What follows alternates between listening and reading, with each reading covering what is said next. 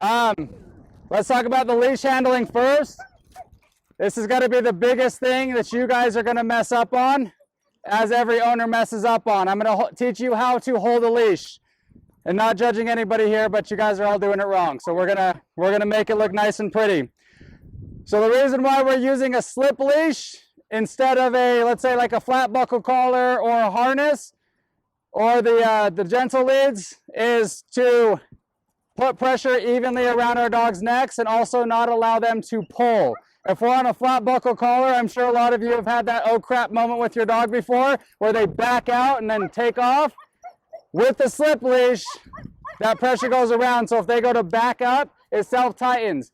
If your leash has one of these metal clips on it, don't use it. Slide it all the way to the end of the leash or take it off. Completely unnecessary. The tab, you want that to be up towards the neck of your dog, and it wants to move just a little bit, not so much that it gets so loose that it slips off your dog's neck. The way we put the slip leash on your dog, why I asked if your dogs were either going to be left or right, is important. It allows the leash to move the proper way. If you have a left-heeled dog, meaning your dog is going to walk on your left side, as you're looking at the leash, you are going to make a P over their head. So as I'm looking at it, I should look at the letter P. A way to remember this is P for perfect position. A left-heeled dog is considered traditional. It should have nothing to do in which way you want to walk your dog, but a left-heeled dog is traditional. That's because left heel is for a right-handed handler. Again, it doesn't matter, whatever you want to do. If you're going to do a right-heeled dog, you are going to make a 9 with the leash. Another way to remember this is, in the sports world, all dogs are left-heeled. So we say P for perfect position, or if you're putting your dog on the right, we say a lowercase q for quit playing around and put your dog on the left. So ways for you to remember.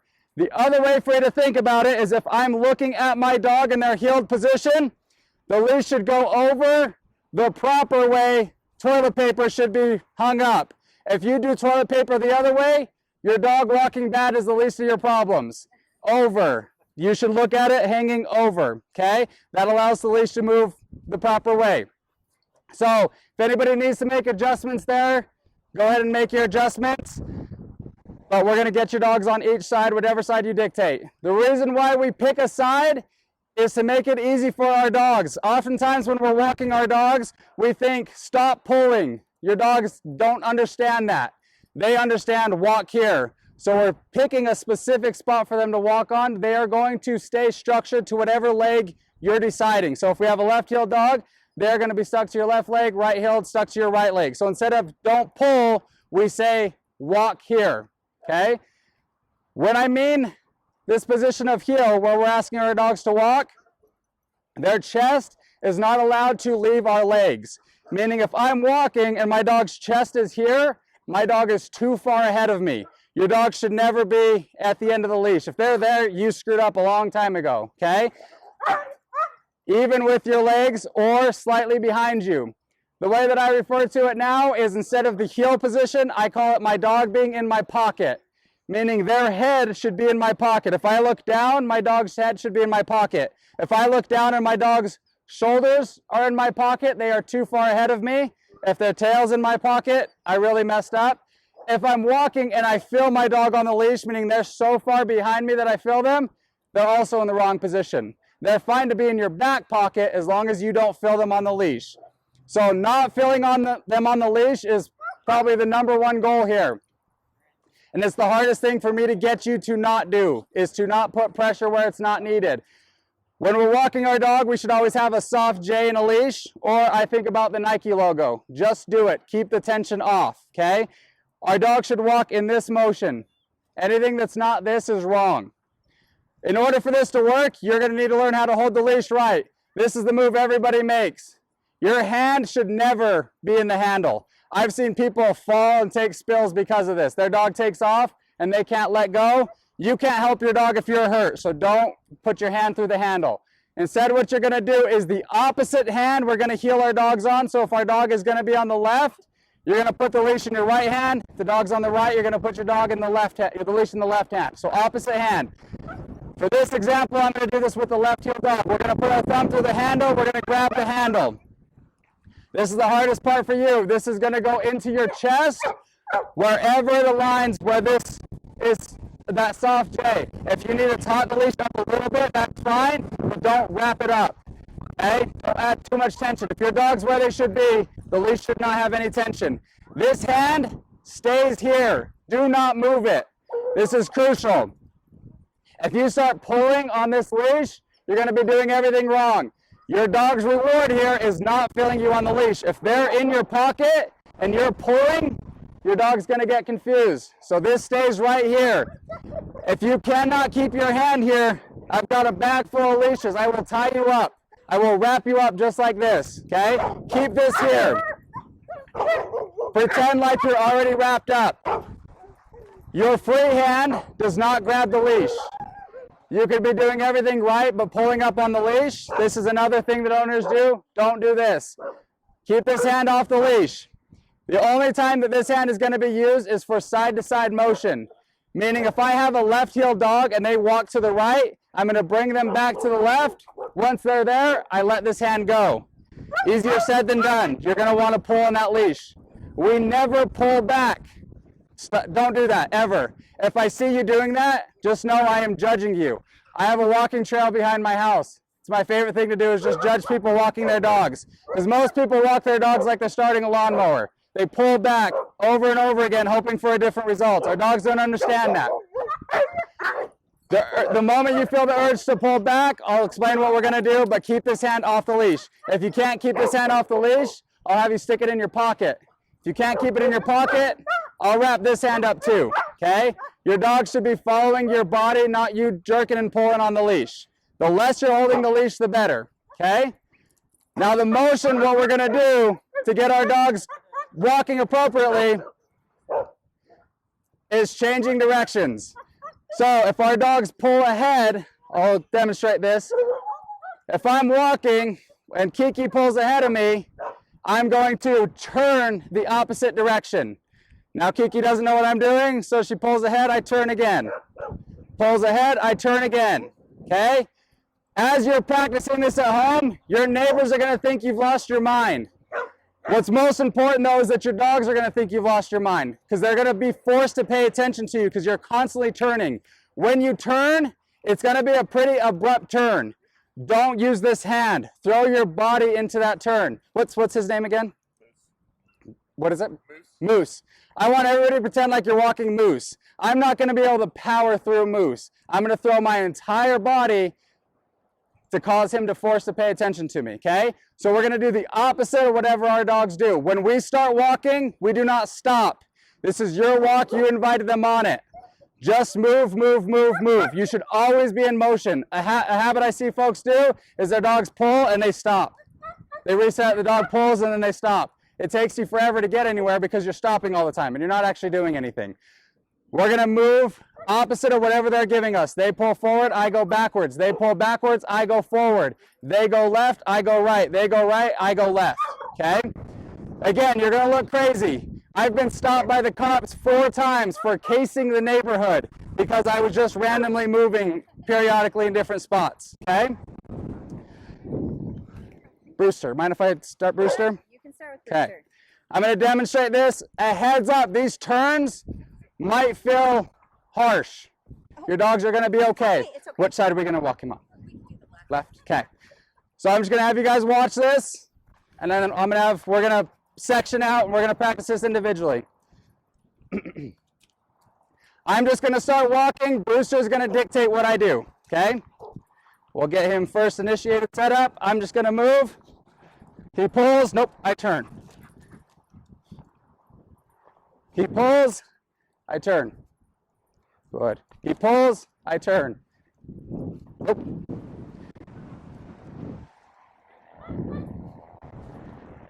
Back to the left. He pulls. I turn. Good. Nope. He goes left. I go right. Good. Nope.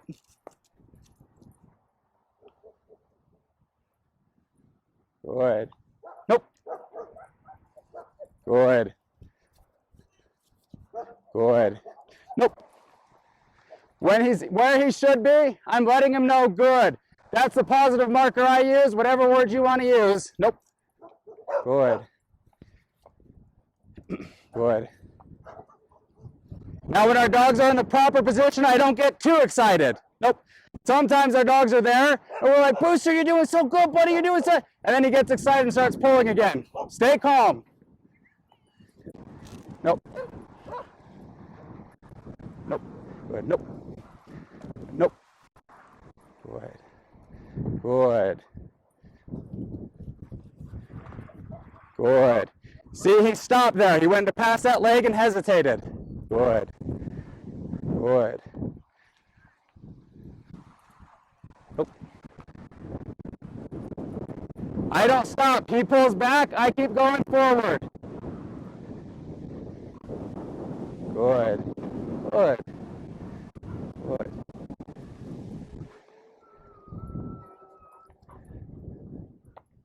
Good. He pulls, I turn.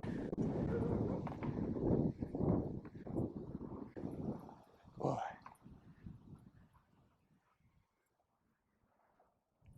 Good. Nope.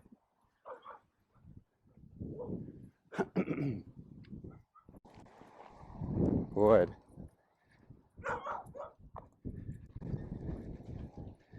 Good. Nope.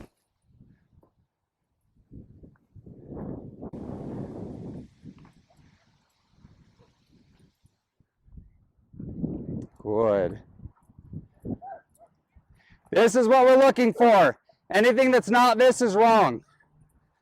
Good. Again, he pulls, I turn. Over and over again. This is what this practice is going to look like. I cannot stress enough, be staying calm. Don't say stuff. I know. And if I take the big guy moves? Nope. Which side is he going on? Left. Okay. Nope. Nope.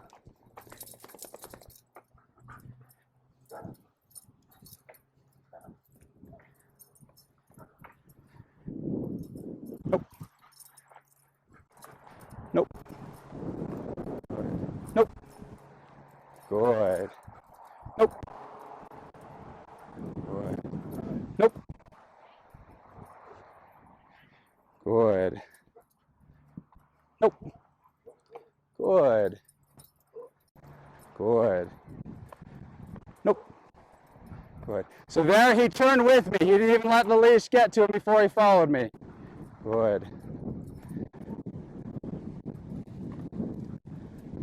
Good. Nope. Good. Good. Okay, so dog like moose, just picks it up a little quicker.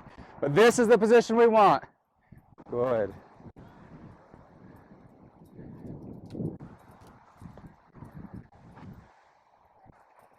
Again, if I look down, his head's in my pocket. If his head's not in my pocket, I turn. Good. Good. Okay?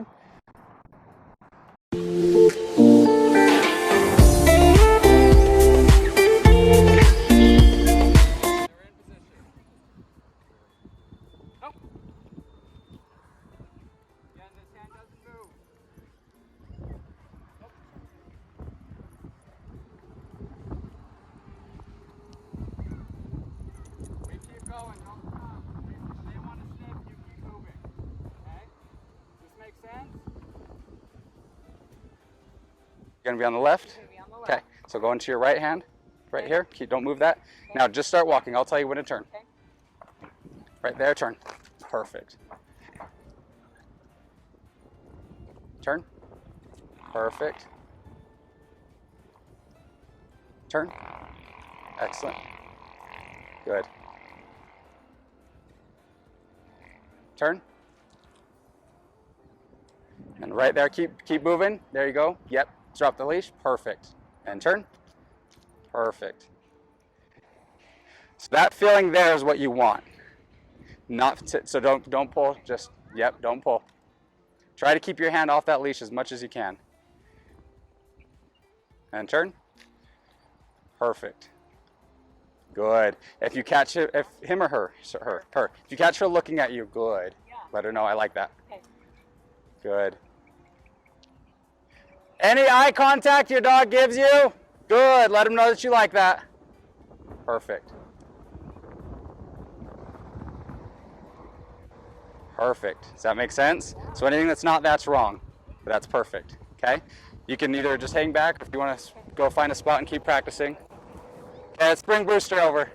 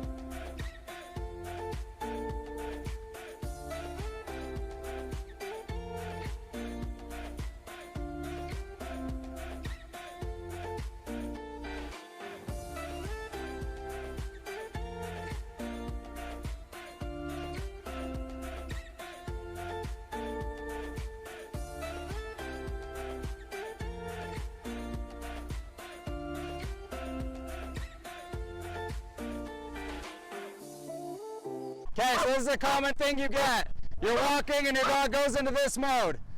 The most common thing I see owners do is this. This is like the traditional thing we see. This doesn't do anything. We're still gonna get pulling and barking. It's not gonna resolve by doing this. What we're gonna do is we're gonna step back and recall our dogs. This should be your go-to motion when your dog gets fixated on something, okay? So I'm gonna use your group of dogs here to go. My dog pulls, no. Recall. I go forward again. No. Once their head's looking to me is when I can let that pressure go. Nope. Yep. Good. You're going to see what's going to happen over time. What's his name again? Boro? Okay. What Boro's going to start doing is checking in with me at that moment of, nope, here. Of I'm going to go pull towards that thing. Okay? Nope. Nope. Here. Very simple. Simple's key. Don't overthink it. Nope. Here. Here. Good.